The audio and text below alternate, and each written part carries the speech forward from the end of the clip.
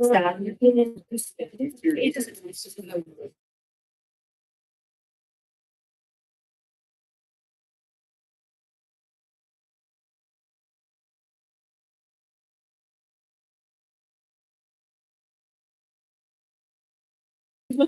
sections of the code, they don't say you need a permit to build a single family. They just need a permit. Have your attention, please. We're going to call to order the public hearing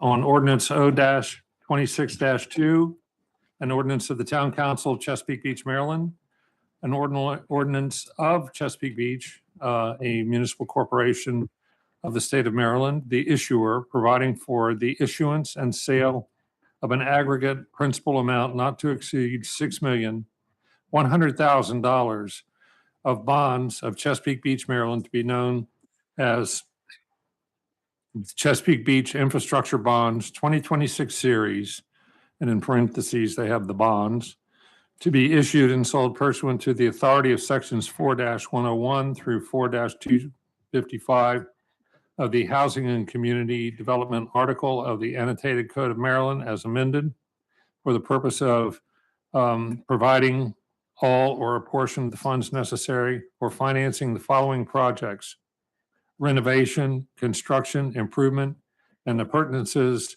necessary property rights and equipment, related site and utility improvements, and other related activities to the town's water park.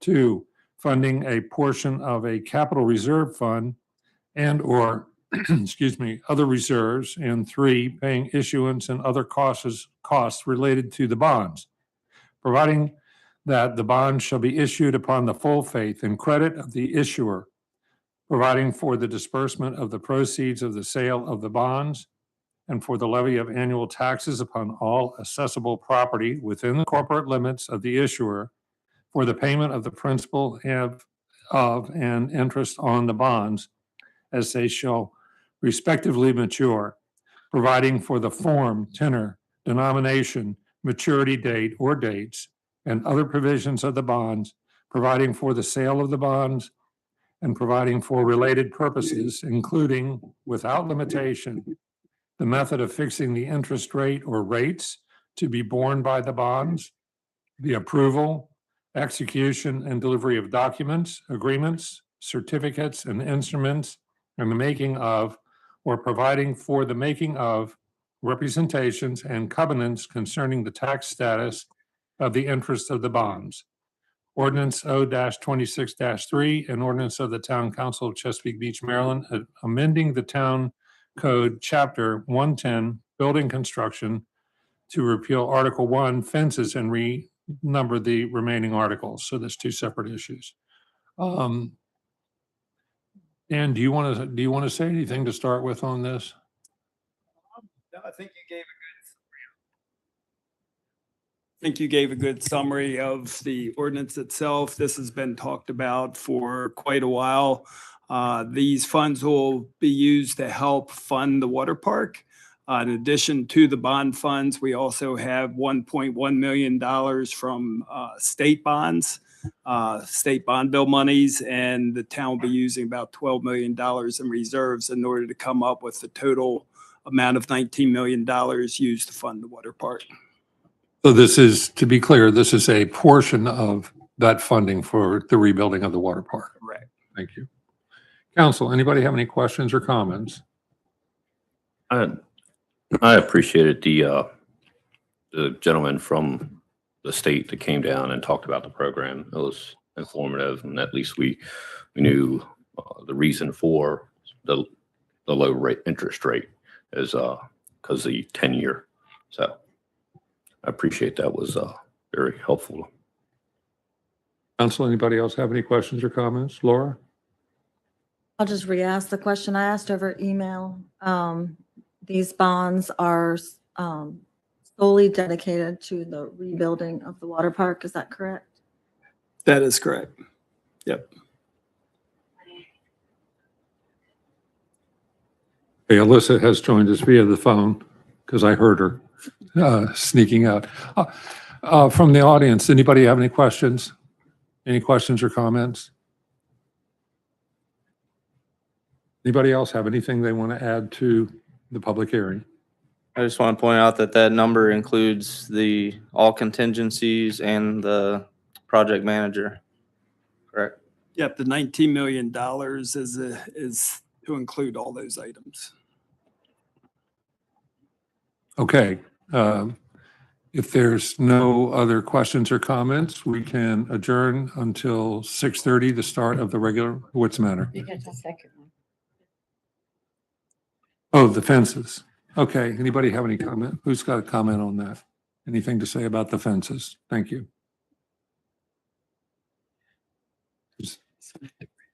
Anybody have any question or comments on it? Sarah? Do you- Can you explain it a little bit? Can you explain it a little bit? That'd be helpful. Yes,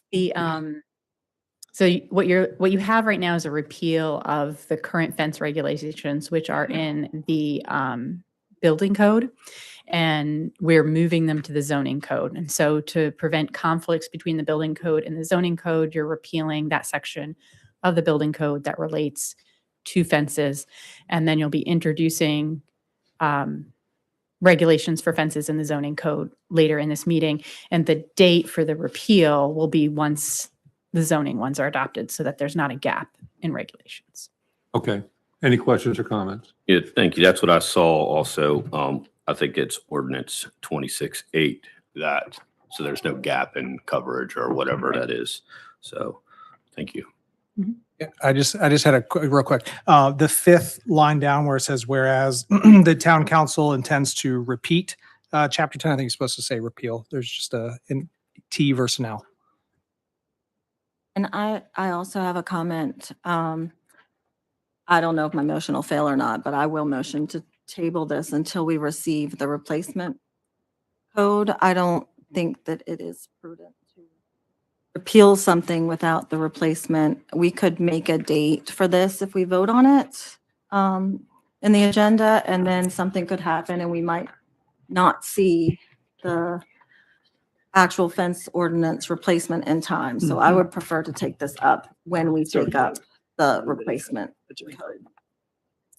Okay. Any other questions or comments? Isn't the replacement it's on the agenda today? It's for introduction. I understand, but we're not voting on it today. No. But this also, you just said will not go into effect until that is. So I'll defer to the attorney about how it was written specifically, but she noted that it's not meant to repeal until that date. Yeah, so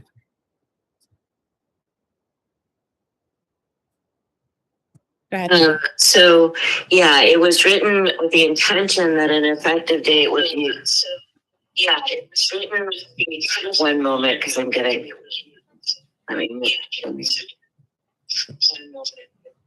Okay. It was written with the intention that a date would be inserted that would correspond to the the effective date of the replacement ordinance. So it can, it could be tabled and simply adopted later, but it was intended to allow you to go forward, but to defer the effective date to such time as the replacement ordinance is enacted. This is how I tracked how this was. I tracked it. This was going, and then we're doing this. It's there so that the planning and zoning knows our intent. We have this next ordinance, we pass that. Then the mayor signs both of them at the same time, and then that 20-day kind of there. So the days are the same time. So I saw that this was just in the order of it is, but there's no lapse of coverage or whatever. Is that correct in that assumption? That was the intention. let me refresh, because I get what Lori's saying. So is there anything that is driving us to do this today versus waiting? If we were to table it, would it impede any current permit requests or issues? Because I think that's what we were trying to do. If there's something that we can support, then we want to, but if not, why repeal before the replacement's in place, unless there's a timing challenge we could face. Because I think from the intent to Right. planning and zoning, I think we're all on the same page. We want to fix fences like that intent exists. I don't see any reason you couldn't table it, and because you'll have, if, once you set the public hearing date for the zoning, you could adopt them on the same night, but I don't know if staff has other.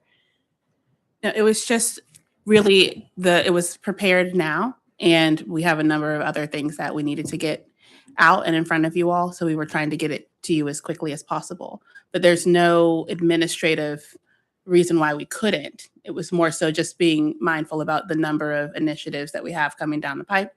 This was ready now, and there was a coordinated effort to make sure that it was done timely. Yeah, that's a good reason. And I think that now that we've seen it, if we tabled it, we could take it up very quickly. There wouldn't be any additional work. Okay, we'll deal with that when we get to it. Does anybody else have anything to say about this particular ordinance? Yes, please. Come. Can you come to the microphone, please? We need to get you on the recording. Should just make the appeal retroactive or to be active with the approval of the new ones? There's So then already- therefore they'd be done at the same time.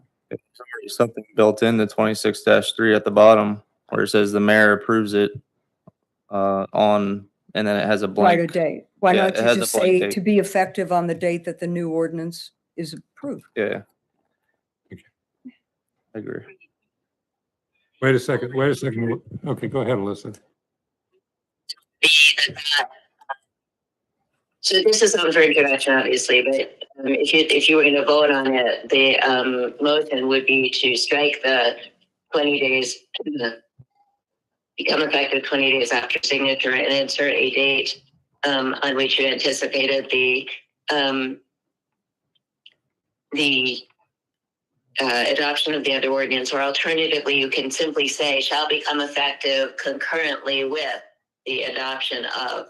But I do think, I think Councilwoman Blackwelder has a point about the possibility of something occurring with the replacement legislation, and that make this such that it makes sense to defer it. Okay, thank you for the clarification. Okay, any other questions or comments on this particular issue? All right, well, I think then that we shall adjourn the public hearing for 2 minutes, and then we will start the regular meeting.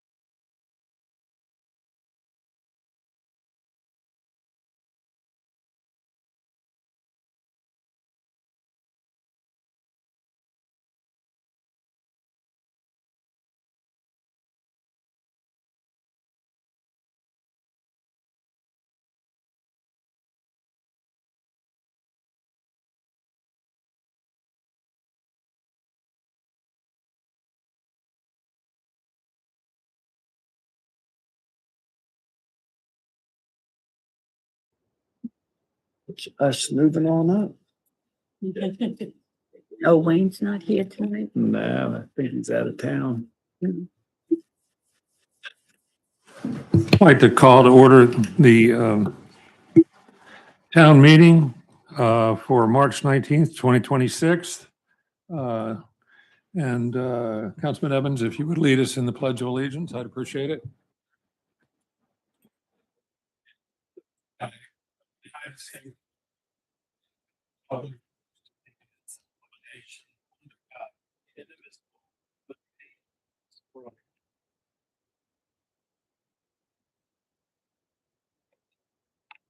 Council, is there a motion to approve the agenda?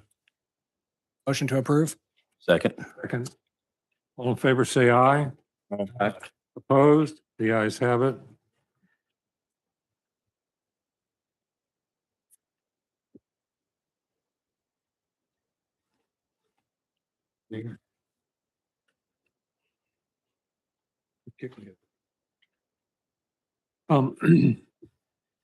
At this time, if there's any public comment on any item on the agenda, please come forward to the podium.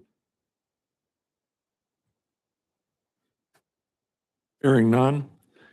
Council, I'd ask for a motion to approve the minutes of the February 19th, 2026 public hearing. Motion to approve? Is there a second? Second. All in favor, please say aye. Aye. Opposed? The ayes have it. Council, I need a motion to approve the minutes of the February 19th, 2026 town council meeting. Motion to approve? Second. All in favor, please say aye. Aye. Opposed? The ayes have it. Is there a motion to approve the minutes of the March 10th, 2026 work session? Motion to approve? Second. Okay, motion moved and seconded. All in favor, say aye. Aye. Opposed? The ayes have it. Okay, next town administrator report. Yeah, I think this report is only about 30 pages long, so be patient. Now would be a good time for you to.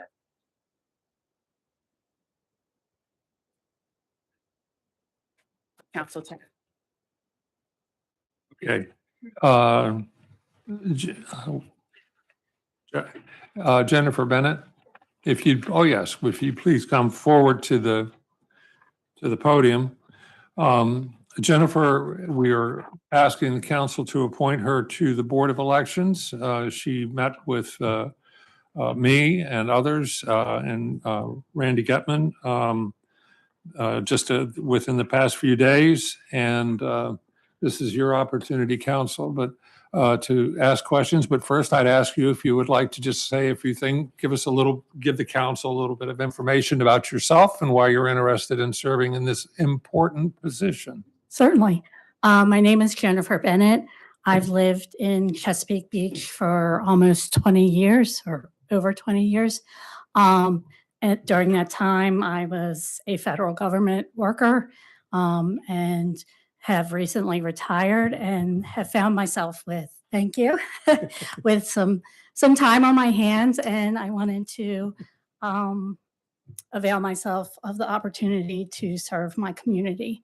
And it looked like the election board was a good place to start. So Oh, I personally want to thank you for stepping up and offering to serve.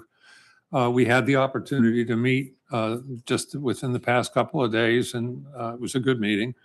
And Randy, I'd ask you if you've got anything that you want to say. Okay, if you can see Randy back here, I think he is expressing himself very efficiently. Council, please feel free to ask our candidates some questions here. I think one of the things that I noticed with the last election is that the election committee, they had a pretty good group. So you have the team that y'all work together, and then there was a pretty good support of volunteers. And it was a pretty heavy day, and Yeah. it was a lot of stress, and it was kind of cool in action. So thank you for, it's like one of the things that I think isn't as appreciated. So thank you for that. certainly. I'm definitely used to working long days. I was an economist I'm producing gross domestic product. And one of the days that we had to work was a very long day. It was called lockup, and we couldn't leave the building until those numbers were approved. So yes, I'm definitely used to long days. I know you guys- We'll try to avoid the, yeah, and we'll try to avoid any lockup days here in the municipal government. So Yes. did you have something you want to ask? I was just gonna say, I know you guys have plenty of challenges to work through, and I'm sure Randy appreciates the help. So thanks for stepping up. Laura, any questions or comments? Absolutely. Thank you for stepping up. And it's always nice to see a new face getting involved in the town. I'm looking forward to it. Anthony, anything? No questions. Anything? else? Congrats on the retirement, and then Yeah. thank you. Voting is one of the most important things we can do, so appreciate it. And I know Randy needs the help, so he's said that a few times. Well, I'm happy to help and can't wait to get started. Thank you. All right.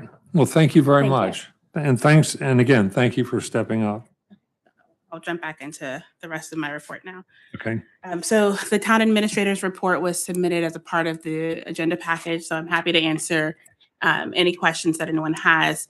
The biggest thing that I want to highlight and walk through and get council feedback on is the Safe Routes to School project. So I provided council the options based on what has been presented.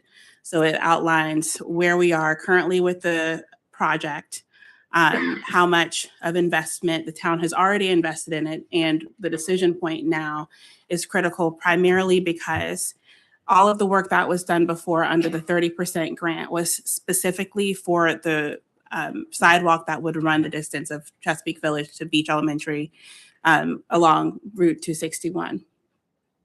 The 30% design has already been completed, and that is, in SHA's world, is considered a feasibility study.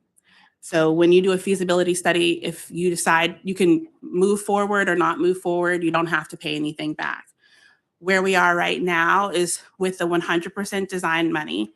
If the town chooses to sign off on it, then you are committing to construct the project.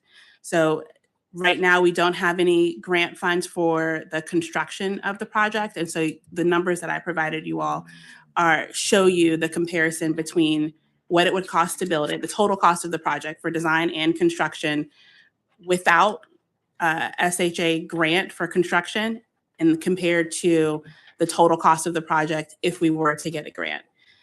The important thing to know is that if you do not build within the 10 years that from the date of award, you will owe the money back that SHA has spent. So it's not just what the town owes, it's the total amount for the project. So we're really at an inflection point. It's not a natural decision point when it comes to this project, because when we met with SHA, they agreed that SHA was going to eat the cost of the increase. So the town's commitment would stay the same as outlined in the MOU that you all saw within the work session package. However, that whether they take it or we take it, the total cost is going up. And so they are willing to go back and rework the MOU. That is the 3 to 5 month time frame. However, in an effort to maintain goodwill with our grantors, if you all do not plan on signing off on the MOU in 5 months when it comes back, I think it would be more prudent to communicate that with SHA now, as opposed to sending them on a wild goose hunt where they're going and updating it, investing this time when we know that the council is not going to move forward. So really, it's asking you all given the facts that you all have now, the history of the project, the cost comparison with grant funded versus not grant funded, and the comparison for all the 4 alternatives that we were given, what do you all want to do or intend to do? And so I don't necessarily need an answer now, but I do need an answer soon, because they have reached out and they knew that we are meeting today, and so that there would be some sort of decision being made. So I'm happy to answer questions about that or anything else that's within the report. I mean, I'll go first. I mean, I think this has been brought up numerous times, and Lori has asked that we all just speak our minds openly, and I think that's what we owe to the public. So I will say that I am a no for moving forward with this because this needs to be put to rest. There's too many unknowns with this, and it's a very expensive project. I am in support, though, of looking at the alternative options and figuring out how we can still look to connect the neighborhood. I committed to that last time. There's still a lot of due diligence that has to be done regarding that, but specific to this SHA piece, I think we are doing a disservice to not only the state, but to our town residents by continuing to pretend that we're actually going to move forward with this when the last council consensus was not met to even move forward. So I am not in support of that. Can I? So I have a question for you, Councilman Schulz. Just to clarify,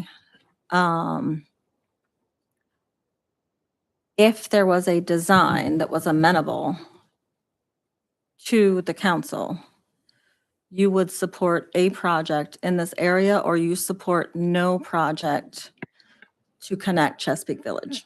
Well, I think it'd be a disservice for me to play in hypotheticals because I think I can't commit to something that spends taxpayer dollars without understanding the totality of the project and the impacts and looking at all the other ones. So I am open to the conversation for sure. I'm absolutely open to. When I looked at the work session, I know I wasn't here last week, but I watched it, and I know there's multiple paths being discussed. But I think I talked to John. There's some additional conversations that need to occur. I'd like to understand what grant opportunities. I know there's some discussions that could happen with SHA to understand funding solutions that could go that route versus the 261 path. Am I in support of the conversations? Absolutely. Will I commit to you today without having any numbers and understanding what we're going to do? No. Okay, so you understand the numbers.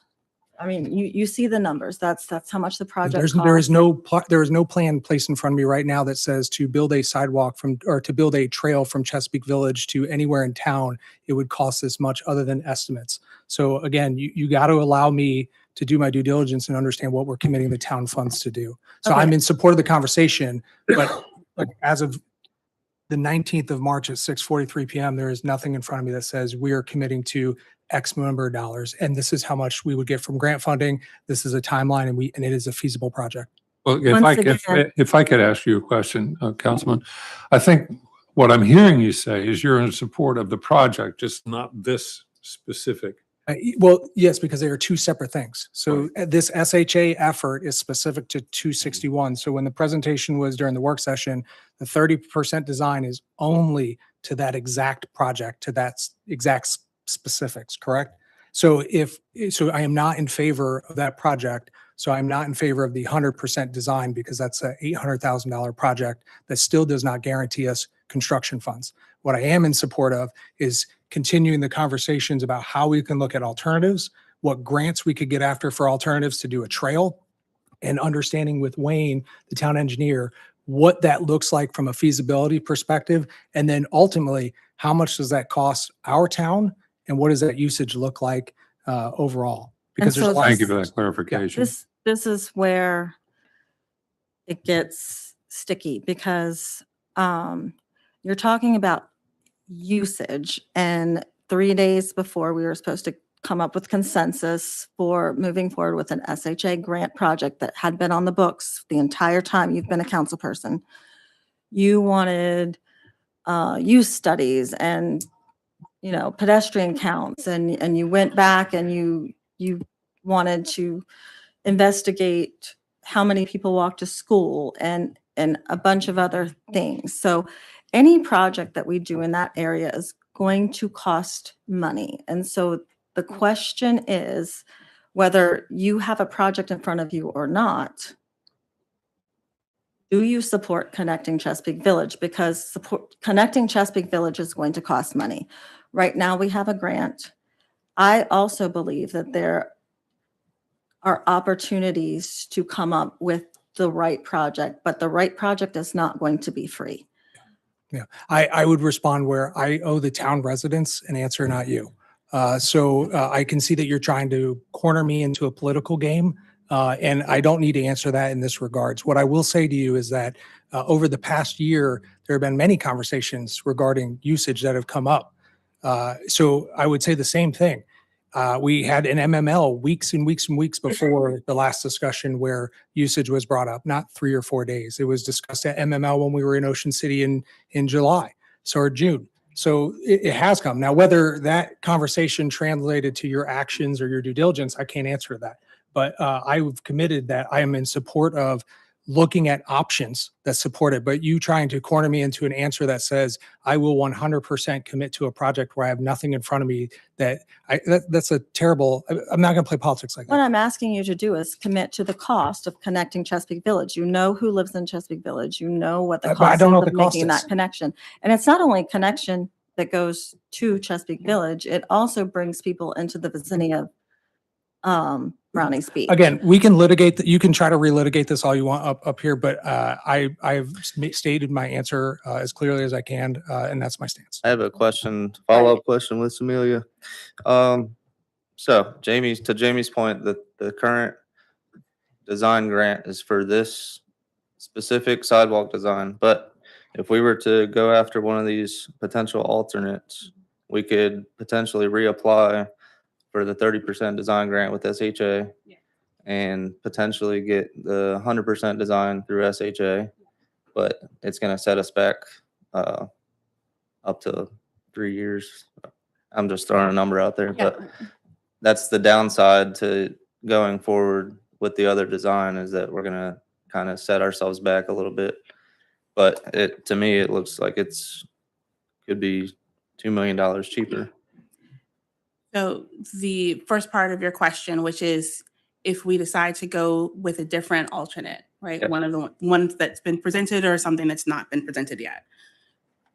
We cannot apply for 100% design fund support unless we use the 30% feasibility Right. study. They're not going to construct something or design something full out that they can't stand behind the engineering. So that's why you have to have your 30% design study first. So yeah, the council decided, hey, we want to move forward with a different alternate. We can apply for design funds. That's the answer you need soon. Is Right. do we want to move forward with this sidewalk or do we want to pursue the alternate? Right. And And- what I will say is this: a feasibility study is in place for you to figure out if this is feasible, right? So you can have the 30% feasibility study done, and then you say, okay, well, to construct this, it's going to be millions of dollars that maybe we don't have. So then they give you that place to back out and say, no, this is Right. actually not going to work. So the way that I would navigate this in concert with Wayne is to say, okay, this is where we are. This is what the town has communicated. Is there a way that we can potentially fast track a 30% design? Because we know we want to stay in this area. We just want to look at a different path, right? Like whatever you all decide, I will find a way to move it forward as efficiently as possible and to figure out if there's a way to tag on to what we've already done. We might be able to get 30% designs faster than was done in the past. I can't speak to that because I don't know the SHA. Like I can't Right. speak to what they'll do. I just can tell you how we'll handle it one way or the other. I mean, it would be kind of silly to, in my opinion, to miss out on 80% grant to save a year or two. Like I would still try to go through SHA for the grant with these alternates if that's the consensus of the council. Yeah, and I'm a little bit confused about people being against going along Route 261 at all. That I understand there's the area of the marsh that's challenging and an awkward type of design. And the way Wayne's not here, the way that he explained it was that SHA can go that route because it aligns to the side of the road in their right of way. And that's why they can do that. But everybody's correct in that brings about an awkward design just because of the topography. When the choice is that or no design or no connection, I would say a connection is better than no connection. Do I believe that what might be a way to work with SHA to get a better connection? Yes, I do. And I don't believe that involves missing out on an 80% grant So, we've had this on the books for a year. Everybody that I've talked to has been in support of a connection from Chesapeake Village to town. It was news to me when I heard that that was not the case. And what I hope that enough of my colleagues will do to connect Chesapeake Village to the town is support a project that connects us and that connects, the area of Brownies Beach, because that is all residents in town can go to that beach. And there's not a lot of parking. There is parking at Beach Elementary and school's out in the summer. So there's a lot of reasons why this grant is important to us. Like I said, people that earned a lot of clout and a lot of respect over years of showing up for people, year after year, have gotten behind and supported this connection and got us into the grant pipeline. And to exit that, I think, I just think it's irresponsible, and it disenfranchises an entire neighborhood, which is not appropriate and not what anybody ran on that I ran with. Okay, so I want to provide some clarity real quick because you both just said something that's not accurate. So like we need to make sure it's clear. The 30% design is done today. That is complete. The 100% design is not done, and that is the only thing that we would get. We would get a piece of paper that says this is what the design is. We would then have to go back and recompete to get funding. There is no construction funds. So even if we have the 100% design today in our hands, we do not have approved funding to move forward. Thus, we do not have 80% loss of funds today. So when we go around saying we're losing a grant, no, we have not lost a grant because we haven't even applied for the construction grants. All we are asking for is the 100% design grant. When we get that done, if we were to do that, we would then have to go back and reapply for the construction grant. If we did this other project, we would do the same exact process. We would apply for a 30% study grant. They would do the 80% 20, then we would apply for the 100%, and then we would apply for construction. The only thing we're doing is saying we are sunsetting this project here because we no longer want to move forward. We want to start with this project over here. We have to start the process with 30% again. So you have to make sure that we're transferring this information correctly. The second one is we are conflating multiple efforts in this conversation. The question from Samelia is, are we in support of the 261 route? We need to give her a yes or no answer to move forward with the 100%. The alternative routes, if we go that way, we have to go apply for a 30% grant. Brownies Beach isn't a part of the conversation because that's not a part of the feasibility study that was done for 30%. So if we were to do something with that, we would also have to go back and do a 30% study or do something completely different. You are conflating issues. Allow him to finish. Thank you. So, but for you to, there's nothing with Brownies Beach in that current project as it stands. So when we answer Samelia's exact question, her question to us is, does this council want to proceed with spending the funds towards a 100%? And if we don't support it long-term, we are throwing money away. That's the problem here. So again, going back to what I stated earlier is we need to put this to rest. We need to all just speak up and say what we're saying instead of hiding behind whatever we want to do. I am not in support of the current 261 SHA. I am in support of looking at and exploring alternative routes. Okay, and allow me to step into this. I've been involved in this path walkway longer than anybody that's sitting up here at the dais.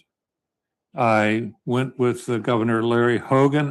When he made a visit to the town, I actually rode in his car with him down there to see the path that we were talking about, which is just on the west side of 261, and explained the challenges to him. And I had hope, and there's a picture that's floating around here somewhere of a whole bunch of us standing up in front of the Chesapeake Village sign, including Governor Hogan and former Mayor Pat Mahoney and others and council members to get this done. I would love to see a path that gets people safely from Chesapeake Village to the rest of the town. I've spent a fair bit of time here over the course of the past month or two exploring and looking and getting my own eyes on everything. I've driven every street on the south side of Old Bayside Road as far as you can go over to where it drops off and goes down to the cliff, the cliff or the steep hill into the swamp there. So I think this is a project that has merit. I think it is not a simple project. It is not a simple project just due to the topography. It gets further complicated by the involvement of State Highway and following all of their regulations. So I can understand why we're in this position. I can understand why we, I think, I know your goal is to get it built, and I get that.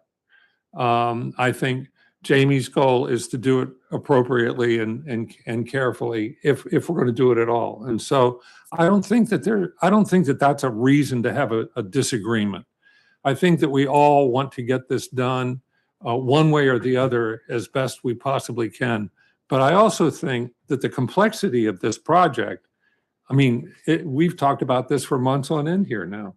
And so obviously, if it were simple, we would just do it, So I'm hoping that we can just move forward, that we can do the best we can to try to figure out what we can do, what can be done, what's really feasible, and work from there. And I think that we probably can find a way to do it, but it ain't gonna be easy.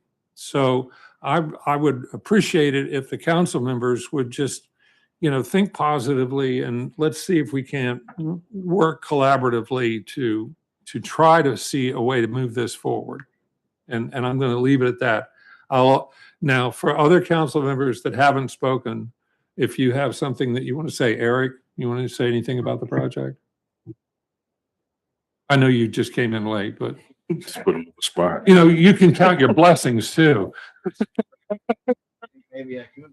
Yeah. Maybe I. Should Okay. have came later. I mean, well, I do. I mean, I think I share a lot of the concerns that I'm sure a number of my fellow council members have already expressed. And what the information that we've been given, and how working with these grants with State Highway has not been fruitful for others. And it's a difficult process. And I do have concerns about sunk costs because of the phasing, how each phase is considered a separate grant. And, approving costs now doesn't mean that we'll get approved again, or however many phases there are. So I do have concerns about that pathway, and but I am interested in connectivity, and I do want to further explore options as far as connecting with a trail, like we talked about in the work session. We talked about it the last time you and I served together too. Yeah. So Long time ago. that's where my headspace is right now on it. Thank you. Anthony, do you want to add anything? Yes, sir. With the conversations that I've been having, there have been a couple of things that we've glossed over. The first thing I want to do is thank you, our town administrator, for being so diligent with explaining this and getting all the information and getting us caught up to speed. That really helps a lot. And it makes a big difference. The more we're informed, then the better we can make a decision. I think a lot of us lose sight that something big happened between 2017 and 2025. It was called COVID, which means everything that you thought you were going to get done probably did not get done in a time frame. So we have to be a little bit more relaxed with blaming others about things not going forward the way that we would like to because the world did stop. And I think a lot of people have forgotten that. Right now, the biggest thing for me is that there were 4 alternatives put on the table, which means that this conversation was had before about moving forward with SHA for 261, what the alternatives could be. And just like I said before, us having an alternate to that plan, if it failed or if it wasn't feasible or if it wasn't actually quote unquote legal to do, was important. And to know that we had those already means that we were already ahead of the ball on moving in a different direction.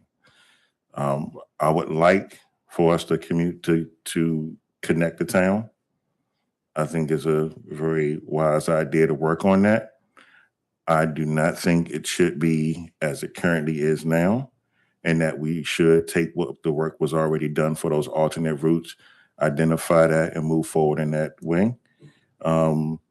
But this is the town administrator's report. It's the longest one I've ever sat through, and we need to move forward. I think that we can work this out without going back and forth up here, and we can get this meeting going so we can all go home and enjoy our lives. Thank you. Thanks, Anthony. And I'll give you just a minute because you did already speak. Yeah, I mean- But if there's anything else you want to add, I'll give you a minute. They all support the consensus, it sounds like, to move forward with a potential alternate design. Okay. All right, then let's move on with the conclusion of the town administrator's report. Unless you all have other questions. All right. Thank you. That's the longest town administrator's report I can ever remember. Don't give in to Anthony. Don't give in to that. Speak only the truth, bro. All right, let's move to the town treasurer's report. Dan? Tried to be a little shorter. So you do have a copy of my report in your packet. Do want to note that on the expenditure page, it's titled January. It should be February, and the expenses are related to February. I think they're pretty straightforward. On the narrative part of the report, the only item I wanted to comment on was that the mayor and I attended the tax differential hearing before Board of County Commissioners about 2 weeks ago. And they have set the tax differential rate at 36.2 cents, which is 2.6 cents higher than what it was the past year, which means our residents will get 2.6 cents less county tax on their tax bill from the county. So they originally, they've got new people in their finance department there, new finance director, new staff in the finance office, and they've realized that they needed to take a deeper look at how the tax differential was calculated before they combined our rates with North Beach's rates. We're only 2 municipalities in Calvert County. They took a broader look and looked at them separately. So we ended up getting 2.6 cents more on the differential. North Beach did not get as much. And one of the reasons why is we've got a larger tax base than they do. So, and the services we provide are different than what they provide. So in the past, they were lumping us together and giving us all both the same rate. They've agreed to take a deeper dive in this over the coming years and actually have a task force, which they will invite, the finance people and I'm sure elected officials to those meetings to, drill down further into the differential and how it's calculated. But subsequent to that meeting, I did have a call with the new finance director, Ms. Brookshire, and walked through that with her. And, so I have a better understanding of, how they've calculated it. For the year that I've been here, I've contacted the finance office and talked to 5 different people. No one was ever able to tell me how it was calculated. So I do appreciate the opportunity to meet with her and look forward to working with them, as we move forward. But, the good part of that is we get a little further tax relief to the residents than what we had before. So that's good information. Thank you for that. And I'll share with you that the first time I attended a county commissioner meeting on tax differentials rates was 18 years ago. And it was a completely different administration at the county level and here as well. And I want to assure you that it was very different than what you and I have encountered recently.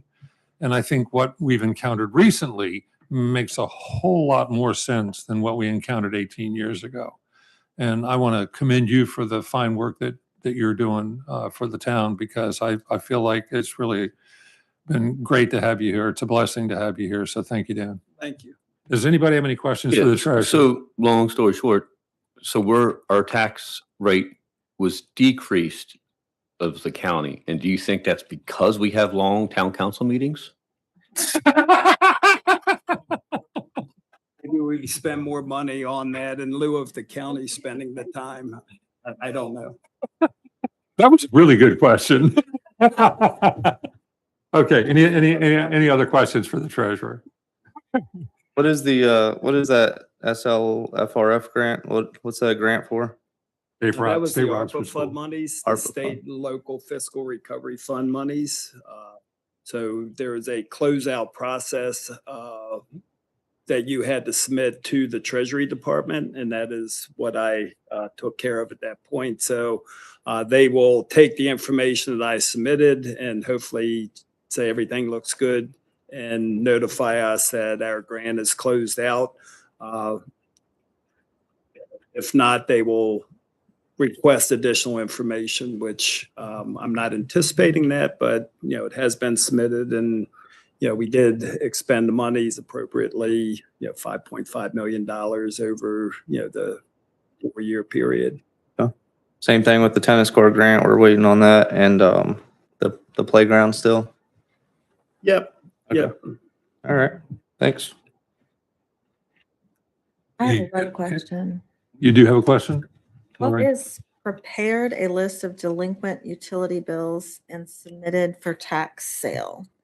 Yep. So the county asks from the municipality a list of any properties that you want to basically put up for tax sale in order to receive the money. It basically places a lien on the properties for which they are owed. We went and certified, it was about, I think, 12 or 15 properties that have not paid the utility bill in over a year. That was kind of the threshold that we used. It looks, going back through the records, that looks like the criteria we have used in the past. So we submitted those 15 properties, approximately 15 properties, to the tax sale process that the county will conduct. I'll add to that also. The county wide has started doing that. It's not selective to Chesapeake Beach. Right. So the county at their last tax sale was delayed because they incorporated that into the tax sale. So I believe they're just having us join along with the county. So I think it's something throughout the county that's being done. Yeah, That's because not bills just come here. from the county. They're the ones that put the lien on based on the bills. For real property, it can be done the same way. And the county does do that for real property under their guidelines, absent of us certifying anything. So this is an addition to real property tax bills. So these are for utility bills. Okay, thank you very much, Dan. Appreciate your report. Yep. Public Works report, Jay, what you got for us? I got 3/4 of a page and I'm shooting for a half a page next month. I like that. I did say on the first line, we had a forced main sewer leak in Chesapeake Village at the time of this report. We weren't sure what it was. It was on the town side, broken valve, and we've since fixed it. But I'll take any other questions if there are any. Well, you've got his report in your hands, counsel. If you've got any questions, please Well, feel free to speak up. Go ahead, Dan. Jay, I'd like to thank you. I mean, like I mentioned at the work session, me and Jay have been sort of having a couple different interactions and stuff like that. I mentioned the cleanup program, or the idea with that. And it looks to be a win-win situation. And I just had a few things worked on. Would you like me to mention that here, or? Okay. But thank you for all your input with that. And looks like we have some momentum to it. So I appreciate it. No problem. Thank you. We all appreciate you, Jay. Thank you. Jay, where are we at with the water meters? Is everybody online with the readable meters? I think there's like 5 outliers, bank-owned house, and some other things, but yes, 99 point whatever is online. Okay. Do we know, I know we were talking about being able to read them online, or are we still moving forward with that? So we're in the process of integrating with our Tyler system. So there should be updates on that within the next month or 2. I did see the new website. It looks pretty good. Thank you. Thanks. That was quite an effort. I think it looks good too. Okay, anything else for Jay? All right, let's move on. Water reclamation treatment plant report. Wastewater treatment plant report.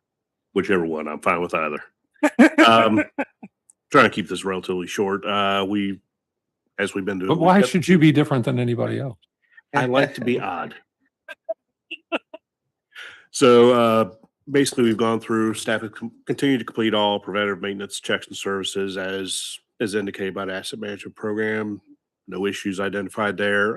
Do want to mention that we're operating well coming out of the extremely cold temperatures earlier in this year.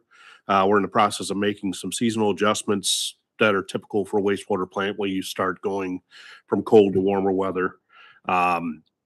Example, what we're dealing with our process temperatures for January, we're averaging about 14 degrees Celsius in the actual treatment plant process, 12 degrees in February and 15 in March. And as a point on their biological processes will slow significantly at temperatures around 10 degrees. So in February, we were pretty cold, and we're fighting the plant a little bit just to make sure we continued to do what we needed to do. Had no issues with the permit on that. A few updates. Long Fence has completed the fence replacement from the damage that occurred in November. They finished that on March 12th and had inspection of the gate operator and all limit switches conducted on March 13th. We're waiting the invoice for that work so we can submit that for a reimbursement from the insurance. Our filter cleaning project was completed on the 12th. Filter 4 was put back on service on the 17th. And overall, filter cleaning seems to have been effective, with improvements to filter operation being pretty noticeable. We do have a slight decrease in filter denitrification, which was expected because we killed all the bacteria or all the biological growth in that filter. So we're operating on a slightly degraded state right now. Normally, we're at about less than 0.2 milligrams per liter nitrate. We're seeing about a concentration of 1 milligram per liter. And the permit allows us to go up to 4. So we're still well below the permit, but we are seeing that we're not operating quite as efficiently as we did before. That should improve over the next couple of weeks as the biological growth builds up in that media. Great. So any questions on the? Anybody have any questions? No, I'll just say the lighting looks really good. Looks like it made a big difference, and looks like it'll pay itself off in about 5 years. That, based on my calculations, yes.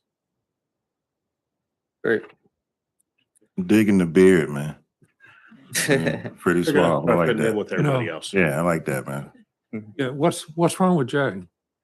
That would make for a really long meeting. Watch his beard grow. Yeah. Watching the beard grow. Okay, thank you very much. Town engineers report. We have the written report, but Wayne's not able to be here with us tonight. Is there anything anybody wants to say about this? Is there anything?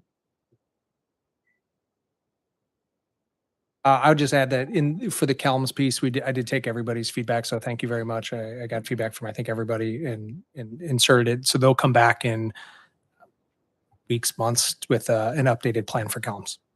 Great, that's good. And only thing else I would add is that for the railway expansion, we are nearing a place where we'll have a draft that's ready to be reviewed for the railway expansion RFP, so it can go out to bid. Awesome. That's Um, great news.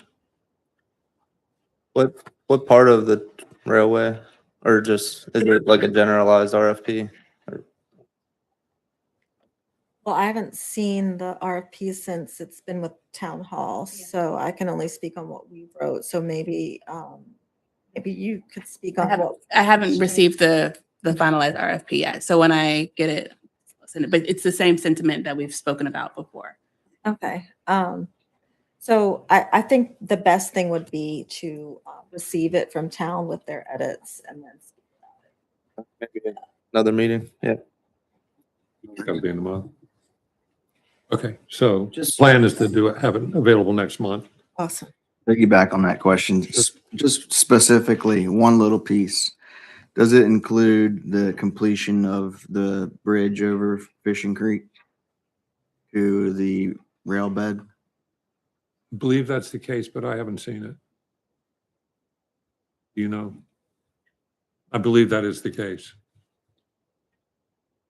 I mean, and you know the sad and long story of that, as I recall. Yeah, I'm all for completing that I am bridge. too. I mean, it was approved by 21 of the 22 state agencies that had to approve things. And the 22nd one was the Critical Area Commission, and they said no. So that's why it stopped where it did. And don't ask me why, because there's no reason.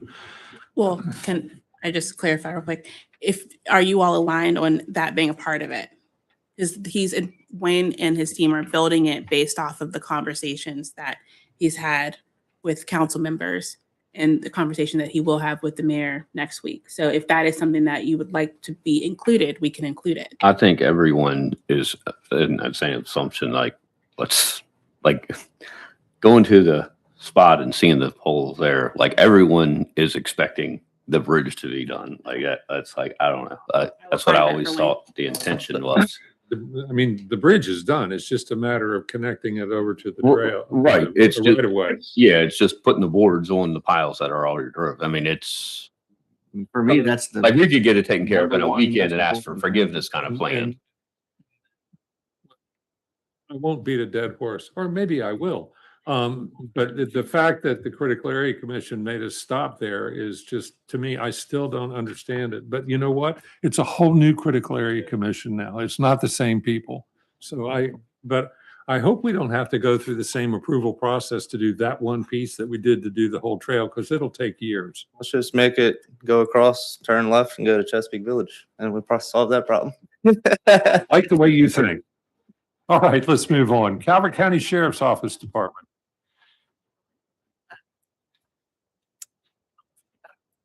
Oh, we're going to defer that because Lieutenant Phelps, I guess, is going to be coming a little bit later. Okay, we will hold off on that for now.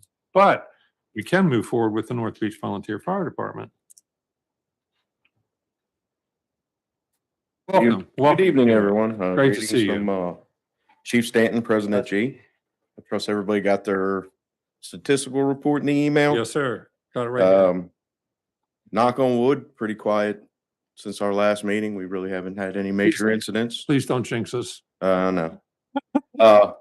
We did have our installation banquet, a toned down installation banquet that we've had compared to others because we're having the big gala banquet in August for the 100th anniversary. But we were able to recognize some of our members. Our top runner for the year was a gentleman by the name of Gabe Baum. He had 727 runs. Wow. Top ambulance runner was a high school student named Oliver Fox, 577 runs.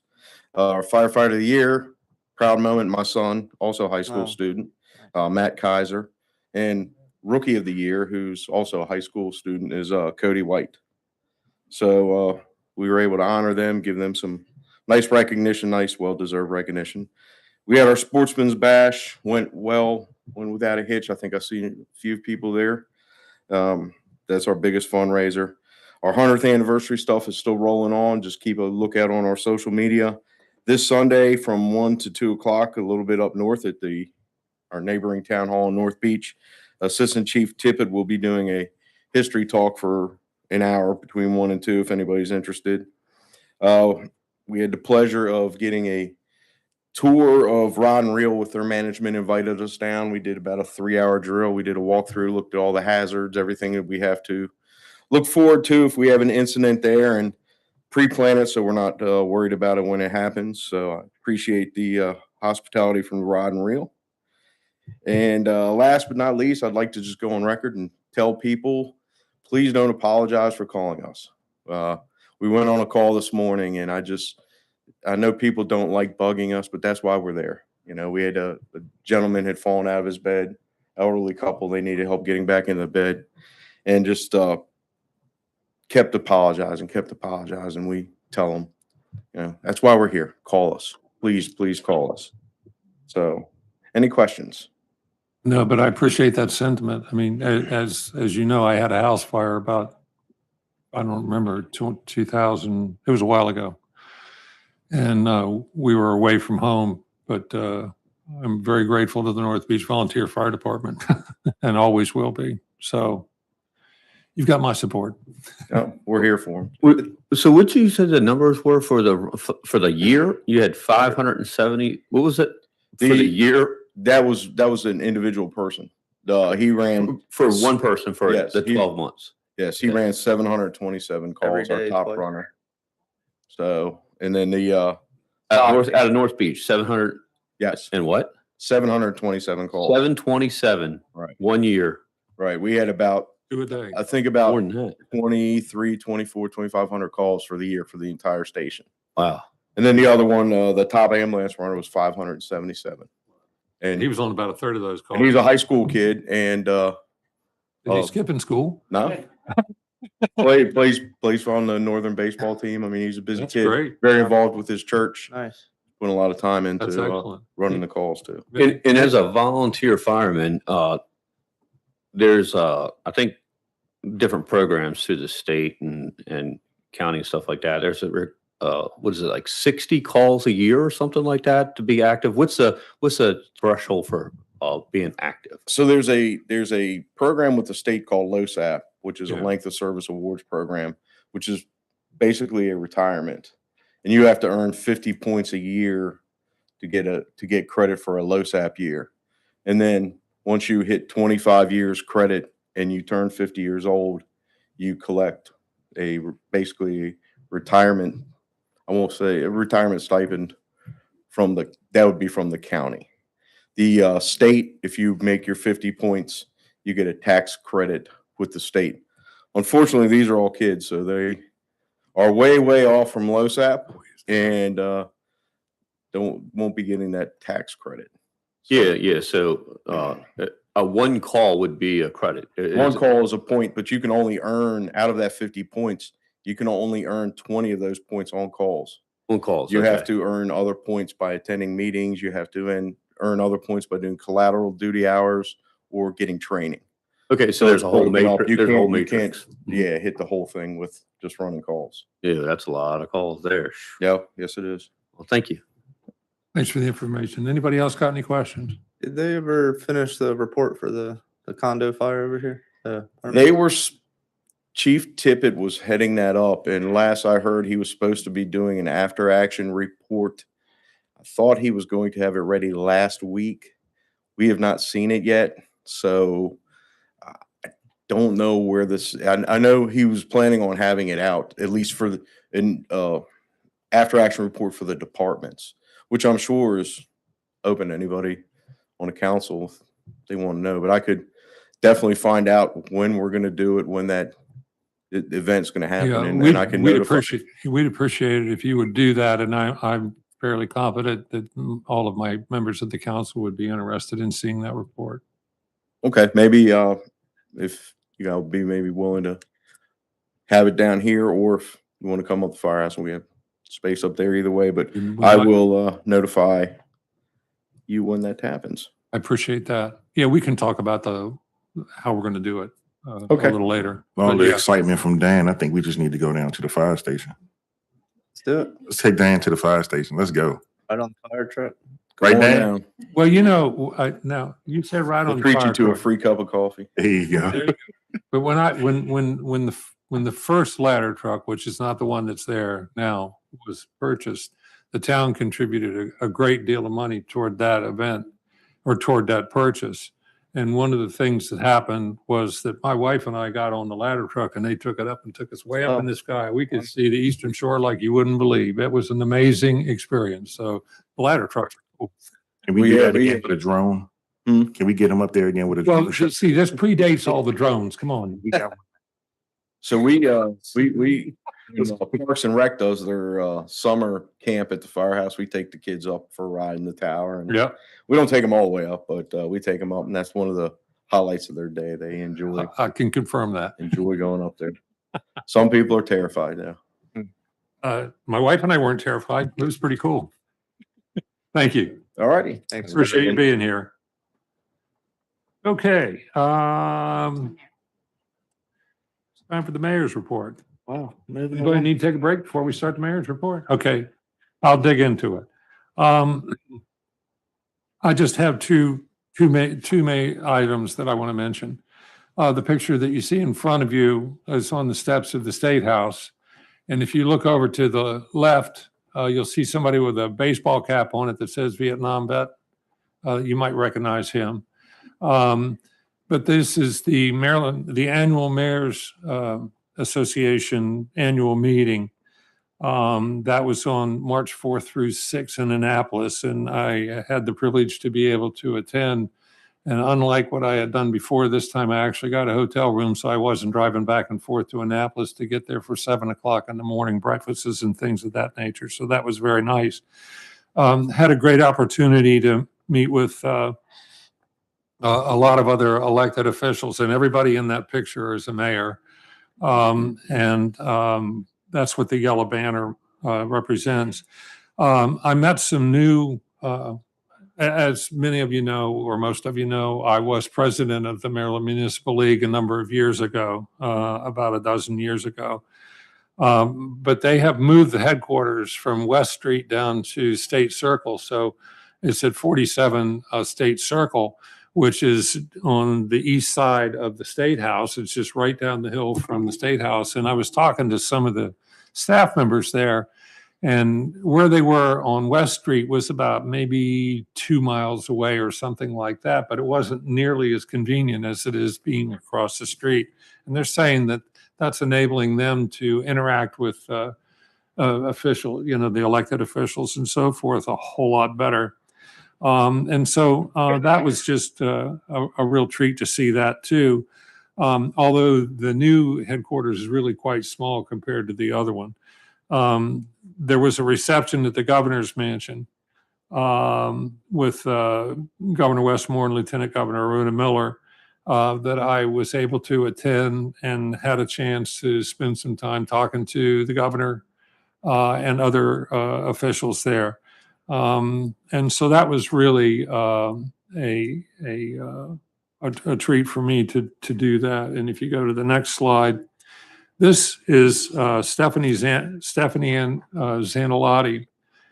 And I've got a little piece that I want to read to you that was actually prepared for me by Connie Odell, if any of you remember Connie.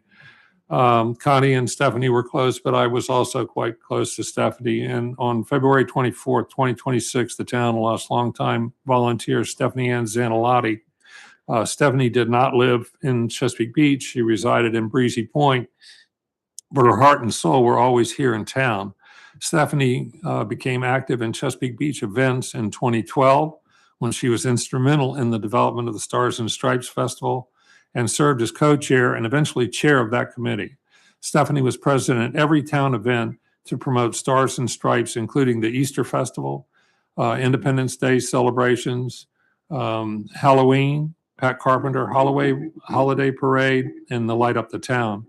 Stephanie worked tirelessly each year to attract guests and speakers to participate in the Stars and Stripes Festival. Near the end of his previous term, I'm reading something that somebody else wrote, Mayor Bruce Wall presented Stephanie with a key to the town, an award of which Stephanie was always proud and eternally grateful. Stephanie was also an active member of the Twin Beach Players and served in the American Legion Post 206 Ladies Auxiliary. So moment of silence for Stephanie Santalotti, please.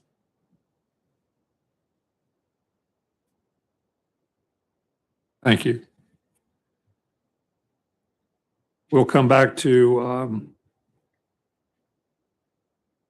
the town engineer or the sheriff's report as soon as he's not here yet. Okay. All right, so we're gonna move on to resolutions and ordinances.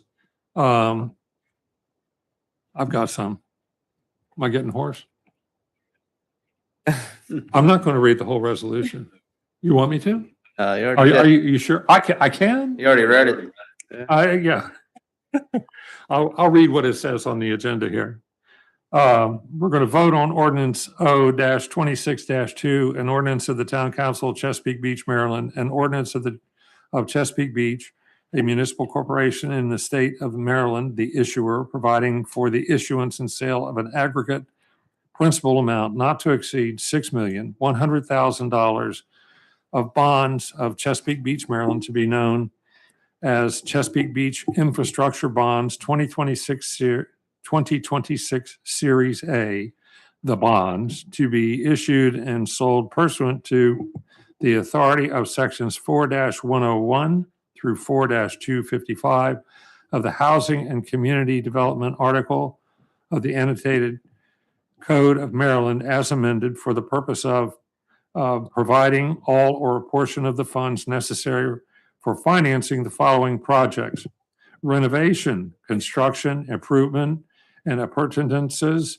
necessary property rights and equipment, related site and utility improvements, and other related activities to the town's water park. 2, funding a portion of a capital reserve fund and/or other reserves. And 3, paying issuance and other costs related to the bonds, providing that the bond shall be issued upon the full faith and credit of the issuer, providing for the disbursement of the proceeds of the sale of the bonds, and for the levy of annual taxes upon all assessable property within the corporate limits of the issuer. Separate the pages here. For the payment of the principal and the interest on the bonds as they shall respectively mature, providing for the form, tenor, denomination, maturity, date or dates, and other provisions of the bonds, providing for the sale of the bonds, and providing for related purposes, including, without limitation, the method of fixing the interest rate or rates to be borne by the bonds, the approval, execution, and delivery of documents, agreements, certificates, and instruments, and the making of or providing for the making of representations and covenants concerning the tax status of the entrance on the bonds. So you have the ordinance in front of you. A motion. Is for there a approval. motion? You made the motion? Okay, is there a second? Second. Okay, we have a second from Jamie. Is anybody going to read the whole thing out loud? Not me. You want to read the whole thing out loud? Okay, any discussion? Is there any I have discussion? a comment. Yes, go ahead, Eric. I just want to say, I'm not here to soapbox. I just want to explain my vote because I often get constituents asking me why I voted a certain way. So I'm just going to explain it here now. I was in opposition of the bid process, of the price, of the contract type, and didn't like the way historical ledgers pan out for the water park in the past. And so I do plan to vote no to be consistent. Okay, anybody else have any questions or comments? All right. Is there a motion for approval? Motion. Okay, with second, did we already do that? Yep. Okay, I'm sorry. Okay. All in favor, please say aye. Aye. Opposed? Opposed. Okay, let the record, is there any abstentions? Okay, let the record show there were 5 motions in favor, or 5 votes in favor and 1 opposed. Thank you. Okay, next. This one's not nearly as long to read. Vote on ordinance, I'm sorry. Is this one we were gonna I think we have Is to this the one we were motion going to table? table it. Yeah. We're gonna motion to table it. 26-3? Well, okay, is there a motion to table ordinance O-26-3? Second. Okay, any discussion? Eric wasn't here when we initially talked about it. I Do you wanna- saw Lori's email. I think I'm up to speed. Okay, good. Okay, all in favor of tabling? Aye. Aye. Opposed? It's tabled. The motion's tabled. Just to clarify, we're tabling it to line up with the one that we're introducing tonight, right? Right, okay.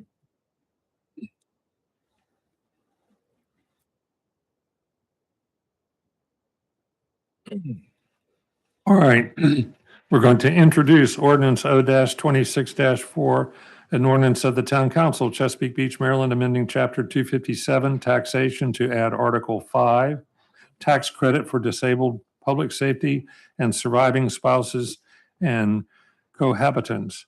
And we will, I'm sorry? Yeah, we're at our next meeting, April 16th meeting, we will set the public hearing at 6:15.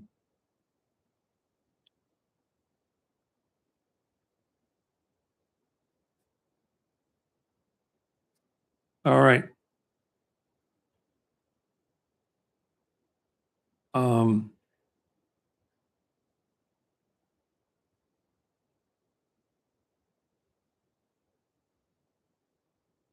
That's, oh. Yeah, we're down to D. Okay, we're going to introduce ordinance O-26-7, an ordinance of the Town Council, Chesapeake Beach, Maryland, amending the Town Code, Chapter 290, zoning, Article 3, zoning districts, Section 290-10, table of uses to permit certain home occupations as a conditional use in certain zones, to amend Article 3, Section 290-11, conditions and standards for conditional and special exception uses, to revise the standards application to the conduct of home occupations, and to amend Article 11, definitions, Section 290-43, definitions, to revise the definition of the term home occupations and set the public hearing. So we set the public hearing for 6:20 PM on April 16th or thereabouts.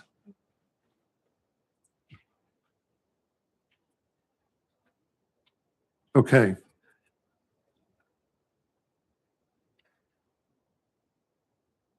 All right, we're going to introduce ordinance O-26-8, an ordinance of the Town Council, Chesapeake Beach, Maryland, amending the Town Code, Chapter 290, zoning, Article 5, dimensional requirements, Sections 299-19, tables, requirements, exceptions, subsection G, to alter the requirements for permissible fences, and subsection J, to clarify the location of front yards on corner lots. 6:25, we'll set the hearing at 6:25 PM on April 16th. All right. The ordinances. Where's the rest?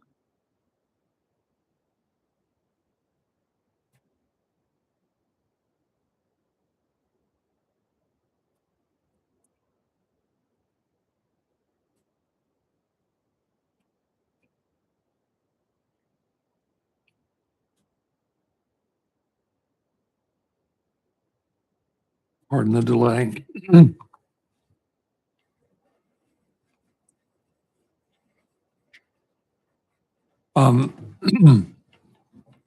Maryland Municipal League has brought forth this resolution. It's asking us to consider it. So resolution R-26-1, a resolution of the mayor and town council of Chesapeake Beach, Maryland, in support of House Bill 1142 / Senate Bill, establishing the task force to modernize county and municipal revenue sources. Is this something that we're voting on tonight? No. This is to be, all right, so we will consider, if you'll make sure that you have the opportunity to read this before the next meeting. This is essentially making sure that we, I think this is asking for changes in the way we can get our sources, our revenue sources. So at any rate, this is brought forth by the Maryland Municipal League. We will vote on this next month. All right.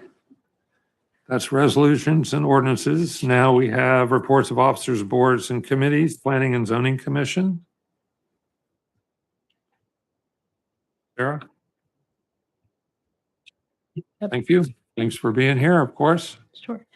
So the Planning and Zoning Commission is continuing to work on modernizing the land use table, and am I not talking loud enough? Yeah. Okay, they're continuing to work on modernizing the land use table and all of the uses so that the zoning ordinance is easier for people to interact with and cleaner. We are also, because we are reviewing it at this time, we are trying to incorporate state requirements with regard to cannabis, solar energy systems, and the new ADU guidance into this so that everything can just be ready and done in time to meet state deadlines. So.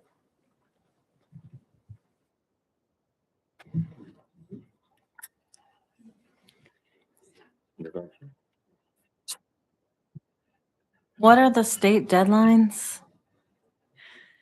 So it depends on which. So solar energy systems, I think, we might have passed that deadline, but we don't really have space for the solar energy systems, but we have to adopt regulations about them anyway. So we just need to put those in there.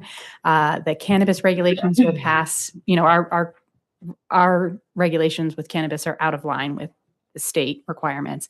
And the ADU regulations need to be updated by October.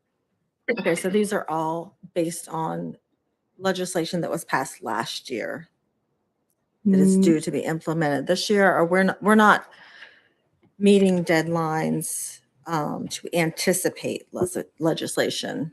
No. Or yeah, This that's is all all I wanted to past clarify. legislation. The town previously wanted to keep the regulations the way they were, but we are choosing to comply with state law now. Can we choose not to comply with state law? If someone comes in and asks for a permit and our law says we can't give it to them and state law says we have to, I could deny it, but we won't win that lawsuit. So it hasn't happened yet, but if it happened, I would consult with the town administrator and the town attorney as to how to move forward. It would be better if our laws just matched state laws so that we weren't put in that position. Hi, Sarah. So we are not, we're not compliant with state law, and it's not because of any other law that allowed us not to be matching up. I don't know the historical reasons. I just know that the ordinances need to be updated. The ordinances probably haven't been updated because it hasn't been a priority, because neither solar energy systems nor cannabis uses have a lot of pressure. There's not a lot of cannabis licenses, so people aren't lining up to open those businesses. And there's nowhere to really put a large scale solar energy system in the town of Chesapeake Beach. So that's why it hasn't been a huge priority to get them into the ordinance, but we're updating the ordinance. So we might as well get them in and be in compliance with state law while we're updating everything. Hey, Sarah. So yes, state compliant law. Like that's what we're doing. One of the things, it's actually next Tuesday, the rental subcommittee, we are starting our conversations with our ADUs.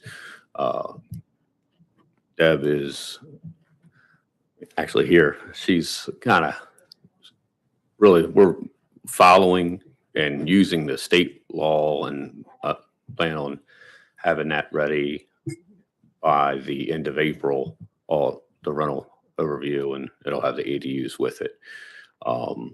We're going to be compliant with state law. That's like our first priority that we've done. So not to have any spoilers, but we're going to be in line with what the state says. I know that the one thing that's hanging out there with the parking regulation, we're going to be in line with the state's rule because we're not going to have the review done beforehand. So because we won't be able to have an adjustment to that. So whatever the state law says, that's where we're going to be making sure we're in line with that. Just so you know that. Yes, so the Planning and Zoning Commission and the Town Council are the sources where the zoning amendments have to start, and we have to be compliant by October. So we're trying to adopt these regulations now so that we are compliant by October. I think if the subcommittee makes recommendations and then the council wants to adjust it based on those recommendations, then that process is allowed for in your code for you all to do that. But I know that Jay is looking at getting the parking study done because there are a few areas of town where just not requiring parking is going to make things very difficult. So. Great, thank you. Yeah, and I guess, yeah, thank you. Eric? I just want to make a comment that I don't think that Councilwoman Blackwelder's question was absurd. I think it was fair and intelligent. I've asked it before, and what happens if we don't comply, if we choose not to. And, you know, bringing our code up to date with up to par or parallel with the state, I don't think is a no-brainer. It's something to think about. And so I just want to say I appreciate the question. All right, thank you. Thank you. And to clarify, sometimes there's a grandfather, you know, if when the law comes out and people can opt to enact legislation in a certain period of time, then that legislation is legal. But thank you, Eric, for your comments. You know, I don't. And that is the case with the cannabis legislation, but the town chose not to adopt the legislation in the time frame, so we don't have a grandfather. Right. Okay. Okay. Well, and I appreciate the sentiment of why rush certain things. So thank you for your comment too. Great, well, thank you very much. Thank you. Thanks for being here. All right, Board of Appeals is the next item on the agenda, but there was no hearing held, so there's nothing to put. The Chesapeake Beach Oyster Cultivation Society submitted a written report, so you have that in your packets. So we will move along from there. Economic Development, Dan? Pretty much just gave the rundown on that. Nothing else to add? Just thank you to subcommittee members that are here, and we're making headway. That's great. I'm glad to hear that. Election Committee?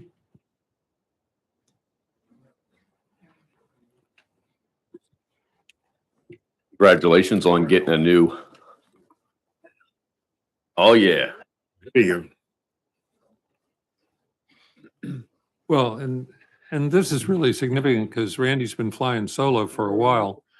And so he's 2/3 of the way of having a full committee now. And will it be next month that we can probably, in the work session, we'll meet the next one? So I've given you a read ahead. Probably the best slide to look at is slide 2, which is my notes to you right now about, you know, please review the slides in this presentation before the 7 April work session. If you have, as you're reviewing it and going over it, if you have any questions, please email me or call me. Mayor made me get a ChesapeakeBeach.gov email, so I have that on there. The election committee will be present at the, your work session to answer any questions that you have. And just, I want to take a couple of seconds here to introduce the committee. We have Gordon Matheson back in the back there. We have Chris Martinez in the back. Acacia Flores is not here tonight. She's working emergency ambulance thing. She has also been appointed by the mayor to be a member of the Board of Elections, but she wasn't here tonight, so you'll be able to talk to her during the work session on April 7th. There was a couple of other things I wanted to point out. Let me interrupt you real quick. Yeah. We got Anthony. Oh, I'm as a sorry. member of the, These are not my town council members. Anthony, I did have it written here. I don't know why I forgot it. And Eric, both of those have been great contributors. That's the committee. You should get shirts so we know. And then there's the committee, which was formed under the mayor's allowance. And then there's the Board of Elections, which has to be appointed by the mayor and then confirmed by the town council. And so for Jennifer, you got to interview her, but I didn't hear a vote. Does that go to new business? It has to, per the charter 602, it's appointed by the mayor and approved by the town council. So that sounds like a vote to me. I don't know if you're saving that for new business. I just wanted to point it out. And then the same thing will apply during the work session for Acacia later. There was one other thing I wanted to point out that's not really covered in the brief because we went out with requests for information, contacted many different people, county, went to state for us and asked questions. I got a new answer back and another answer back, which is from the state has reported to the county that there are no municipalities in Maryland that are going to hold their election on November 3rd of 2026 they're not going to go on the ballot on the counties, their appropriate counties ballot. They've chose not to do that. So I don't know how many that is that normally holds their election in 2026. I know North Beach does, and I've already told you they voted not to, but I tried to go state. I tried to ask the question to state as to whether, hey, has anybody done it? So that I could in November go look and see how theirs went, but nobody is. Let's see. I think that is all the things I had. And we will see you on April 7th. Do you have any quick questions for me? No, thank you. Hey, I have one comment. Sure. Thank you. I think you do an amazing job and I appreciate it. I know the whole town appreciates all your hard work, Randy. Thank you. And thank you for the advanced packet. And I Appreciate that. apologize for forgetting to say Anthony and Eric, because they have been a real great thing to have, their input, knowing, having two of the town council members with the committee has been very positive for us. That's great. It's great to hear that. And I appreciate their service too. Okay. Mr. Mayor, are we going to wait to see about? Okay. Under new business.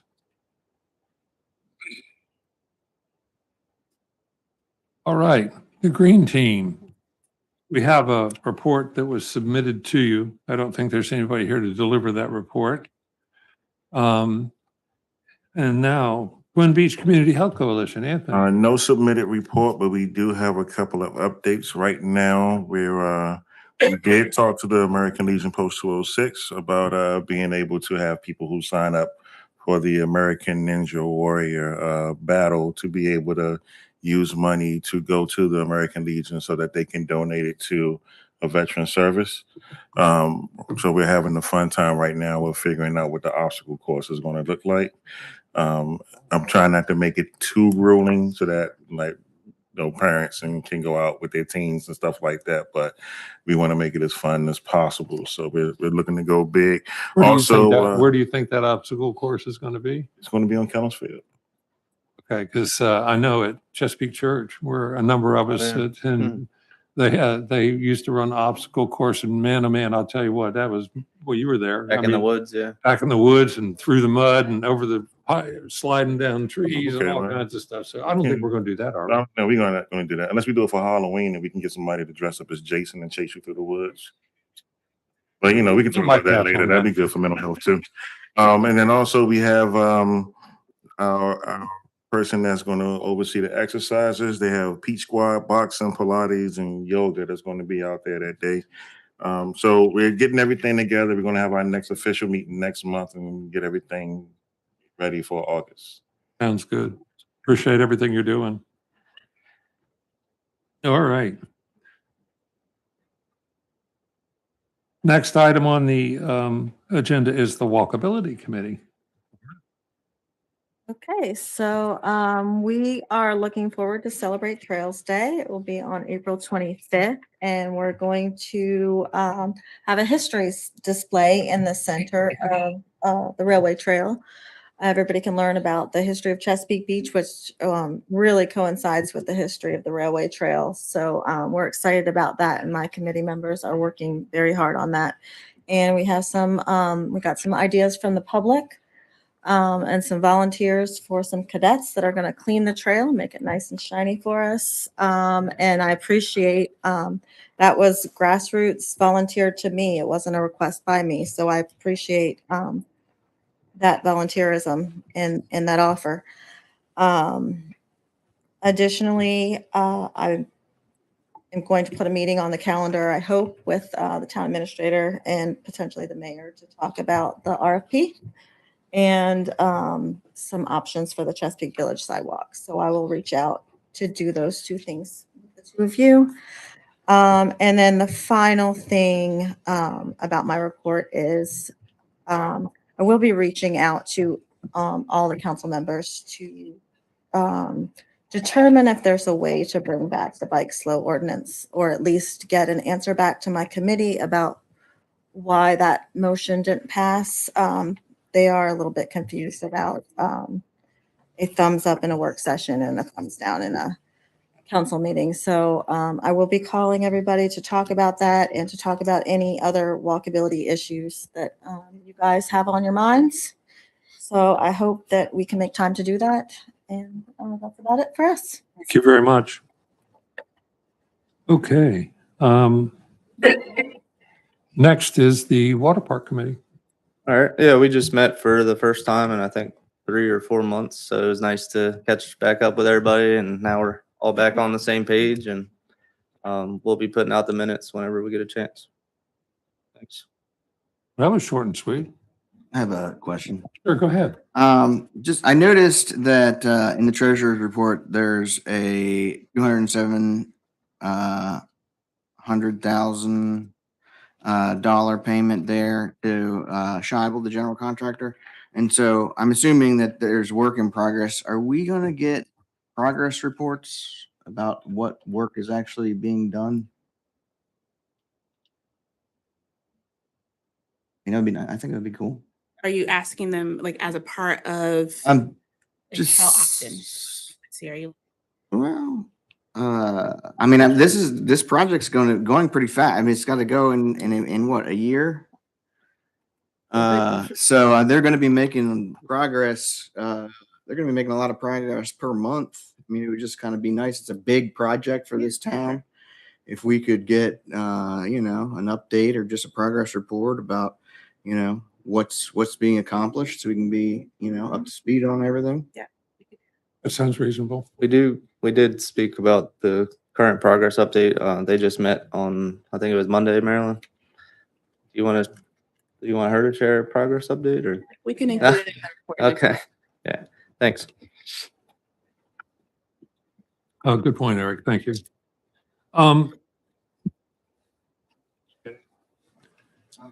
Mayor, can we fit in the sheriff's report now? I want you to look at my notes. That's where my finger was Oh, pointing, great. okay? Lieutenant Phelps? Great minds think alike. It's true. It's true. Welcome, sir. A day of meetings. It's run long, so. And so you're ending it off with another Yeah, meeting? another meeting. Good evening. In February, the sheriff's office handled 144 calls in Chesapeake Beach. In addition to that, there was 130 self-initiated calls. Breakdown, there were a few thefts, that includes a fraud. There was a CDS arrest, found property, and a cardiac arrest. And that is the report. I know about those cardiac arrests. They're no damn fun. Yeah. Anybody got any questions? I do. Okay, go ahead, Eric. Can you please stay after the meeting and talk to me? I want to talk to you about a internship program that is published out there that apparently the Calvert County Sheriff's Department conducts. Okay. So we can talk offline. I'll be here. Thank you, sir. Sounds good. Anyone else? Another meeting. I get that. And I thought my meetings were now. I'm here, so. This one was easier than last meeting. Okay.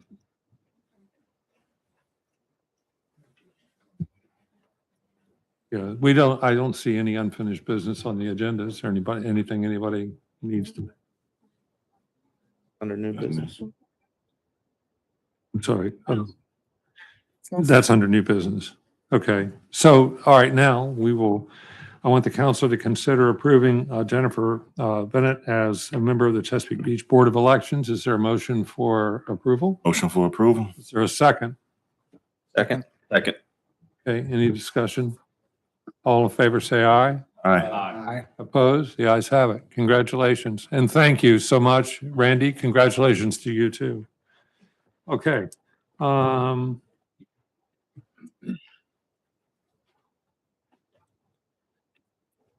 All right, now we're down to the public comment section of the agenda. And I have in front of me a petition from the residents on DeForest Drive to have bamboo removed. And Richard Gerard, are you here?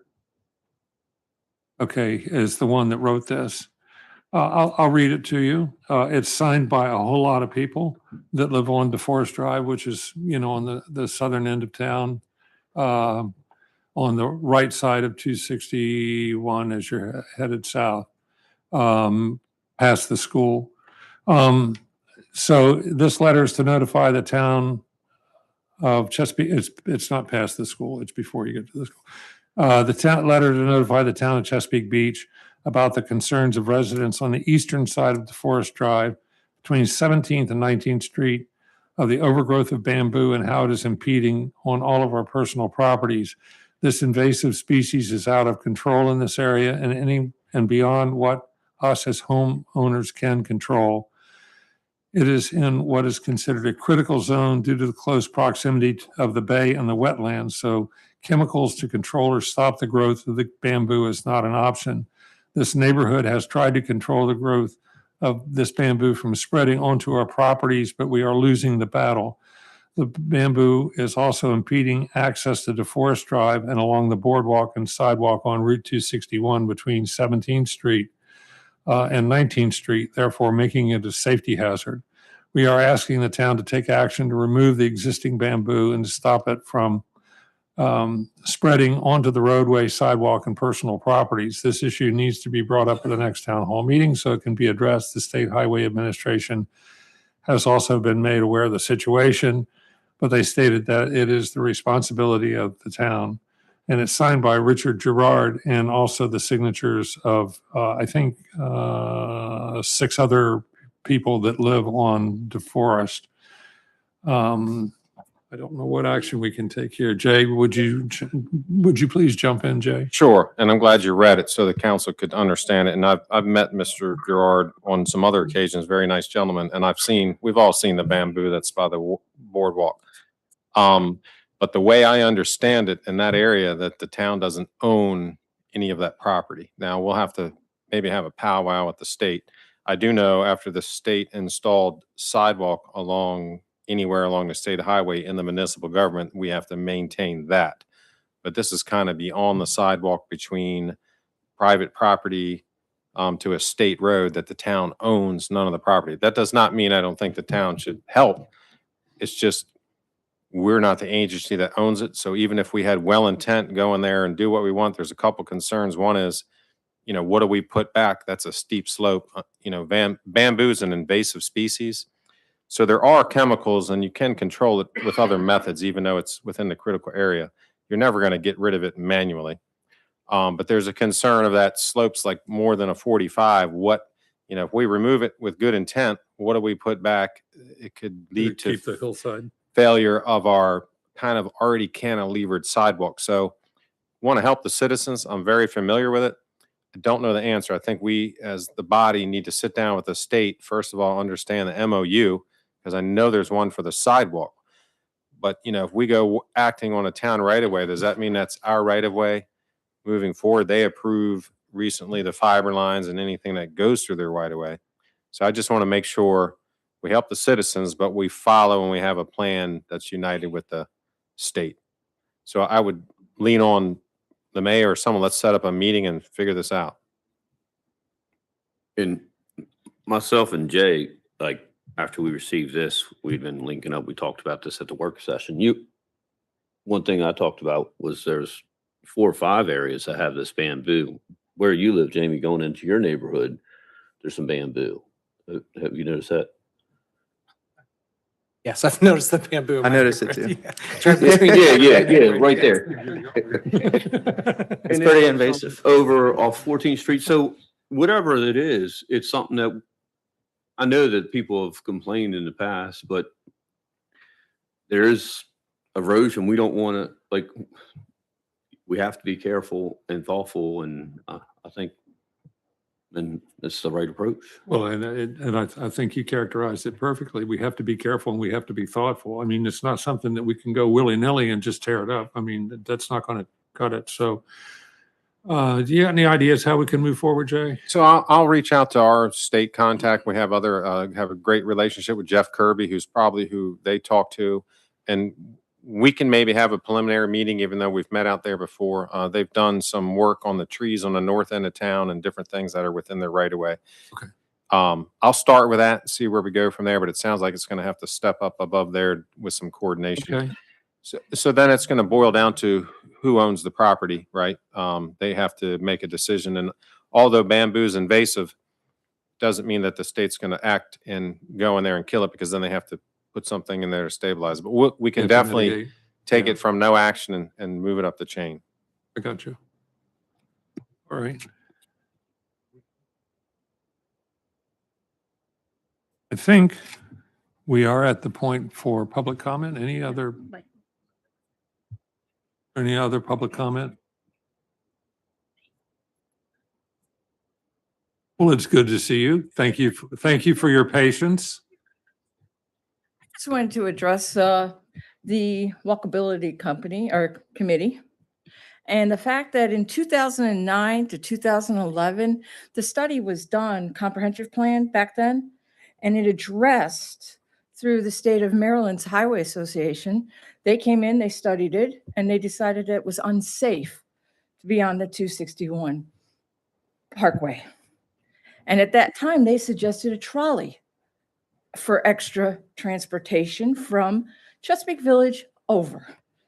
So I thought maybe that would work out a little bit, because you're going to increase parking, which is already a problem for Brownies Beach, on B Street and I think it's Woodjack.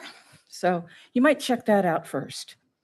Okay, but check out the 2009, 2011. Thank you. Just make one comment about those comments.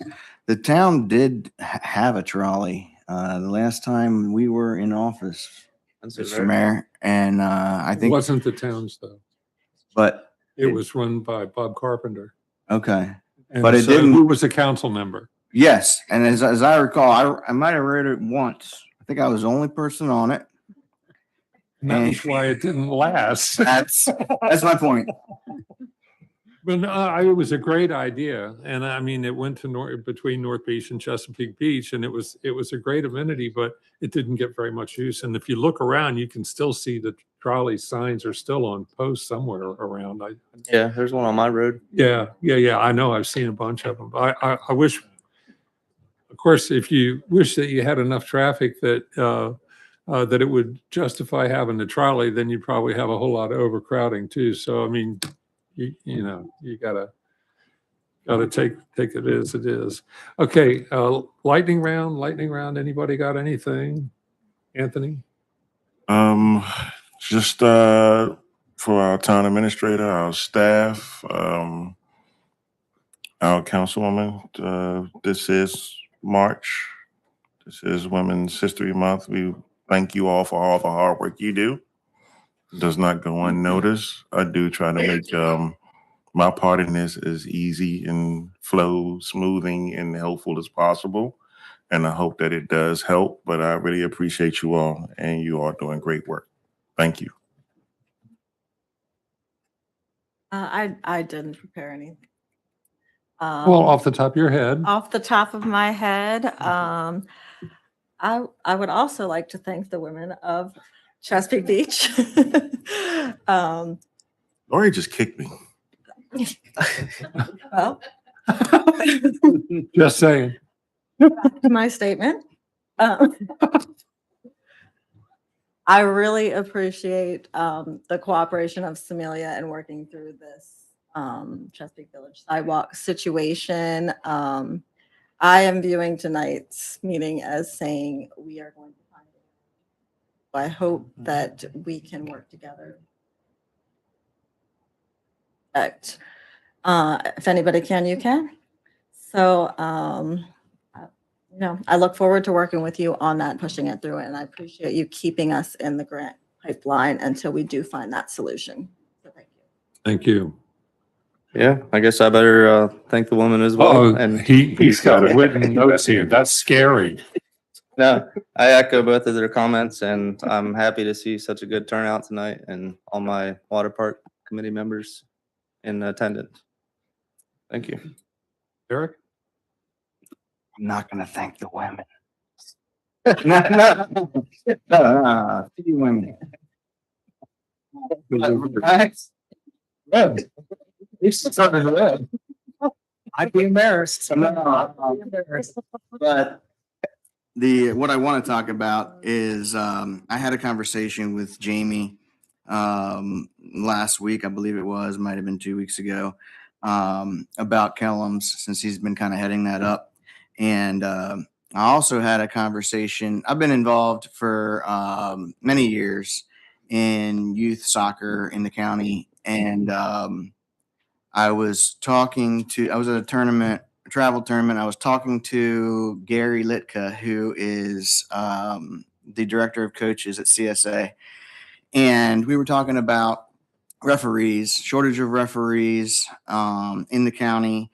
And one of the main problems is that we don't have a facility that can house an in-person training session, which is required to become a certified referee in U.S. soccer.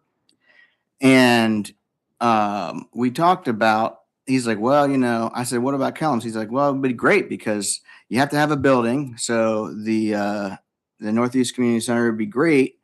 But then you also have to have a field nearby with soccer goals. And we don't have any soccer goals at Kellums. And I think it would be something that we could really do easily. That would cost almost nothing to put some soccer goals out there. The kids can use the field for practice, and it can also serve as a way to get more referees in the county for the youth soccer program. So you just want some soccer goals? I just want soccer goals. Okay. Well, I think as we bring Kellums to the council, when it comes time to vote to fund Kellums, you will be a yay. And we know how to do it. Yeah, put some soccer goals in there. We got it. As a thanks to women, I will defer my lightning round to Samelia. Yeah, yeah, work for it. I think the only thing I really want to say is I love living in this town. I love serving the town, and we will get much farther together than we will apart. So I'm just looking forward to doing more good work together. Well stated. Jamie? How can you follow I don't that know how you up? follow that. I'll just say next month is, I think we start budget stuff, so bring a snack.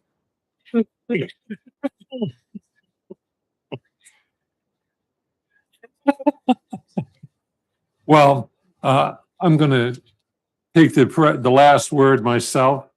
I want to thank all of you for being here tonight. It really tickles me to see how many people are sitting in this room and are participating in what this municipal government is doing. I want to thank every member of this council who I think are doing a fantastic job because I've never I've served 28 years before this time.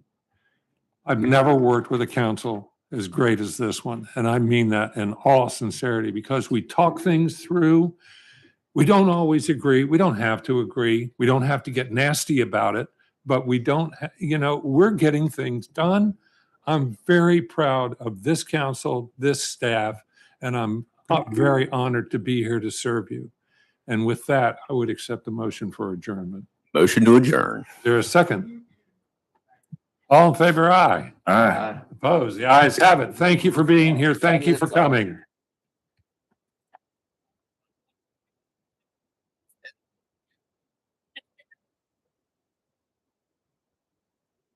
That was the shares.